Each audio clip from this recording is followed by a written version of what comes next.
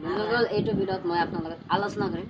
ইংৰাজী শিকিব কিয় ইংৰাজী শিকাৰ কি প্ৰয়োজন আছে ইংৰাজী শিকাৰ বহুত প্ৰয়োজন আছে এইটো সময়ত বহুতে ইংৰাজীত নোৱাৰে ক'ব গ'লে পৃথিৱীত গোটেইকেইটা বস্তু ইংৰাজীত হয় সেইকাৰণে আপুনি ইংৰাজী শিকিব পাৰে ইংৰাজীত বহুত যদি আপোনাৰ কোনো কাম নাই ইংৰাজী শিকাৰ তেতিয়া শিকিব পাৰে জাষ্ট এটা লেংগুৱেজ হিচাপে শিকিব পাৰে মোৰ হিচাপে বহুত প্ৰয়োজন আছে এইটো ভাষাৰ বহুত ডিমাণ্ড আছে মানে পৃথিৱীত যিকোনো জাগাতে গ'লে আপুনি ইংৰাজী ভাষা পৃথিৱীৰ সকলো জাগাৰ মানুহে অলপ অলপ জানে কিন্তু ইংৰাজীটো শিকাৰ মেইন টেকনিক হ'ল মই সংক্ষিপ্ত আকাৰে এইটো ভিডিঅ'ত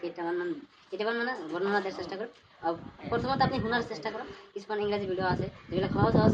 যিবিলাক আপুনি বুজি পায় মোটামুটি ফাৰ্ষ্টতে বাক্য শিকক তাৰপিছত বাক্য শিকাৰ পিছত আপোনাৰ মুখৰ জড়তাটো এৰাৰ কাৰণে প্ৰেক্টিছ কৰক আৰু ইংৰাজী স্পিকিংবিলাক শুনক আপোনাৰ লিসনিং স্কিলটো ইমপ্ৰুভ কৰক আৰু এটা ভিডিঅ'ত যদি বুজি নাপালে আপুনি বাক্য শিকিব তেতিয়া আপুনি শুনি বুজি পাব কিন্তু ক'ব নোৱাৰিব কাৰণ ইংৰাজী কোৱাটো অলপ টান আছে সেইকাৰণে আপুনি শুনক বাক্য যেতিয়া কেইটামান শুনিব এটা 1 মিনিটৰ ভিডিঅ' লওক সেইটো এগেইন টু এগেইন মানে পিছুৱাই মানে ভিডিঅ'টো বাৰে বাৰে চাই থাকক আশা কৰোঁ আপুনি ইংৰাজীত বিশেষ জ্ঞান লাভ কৰিব পাৰিব